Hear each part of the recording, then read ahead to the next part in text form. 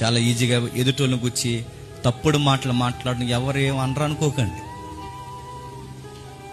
ఎవరు కూర్చొని చెడ్డ మాటలు మాట్లాడుతున్నప్పుడు ఎవరేం అనరు అనుకోకండి. ఎవరేం అనడం కాదండి, దేవుడు ఖచ్చితంగా చర్యలు తీసుకుంటాడు.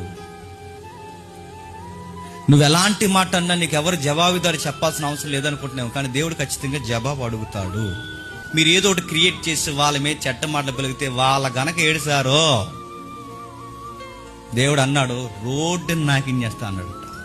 నువ్వెవరినైతే అంటున్నా వ్యక్తి నిన్నేం అనకపోవచ్చు, కానీ నిన్ను మాత్రం బాణంతో కొట్టినట్టు కొట్టి నిన్ను లేకుండా సమాధి చేసే ఒక వ్యక్తి ఉన్నారట. ఆయన ఎవరో తెలుసా? సైన్యములకు అధిపతి యెహోవా. వాగనిస్తాడు, వాగనిస్తాడు, వాగనిస్తాడు, వాగనిస్తాడు, వాగనిస్తాడు. ఆ వాగే నాలికని నిన్ను మళ్ళీ లేకుండా ఆయన కొడతాడట.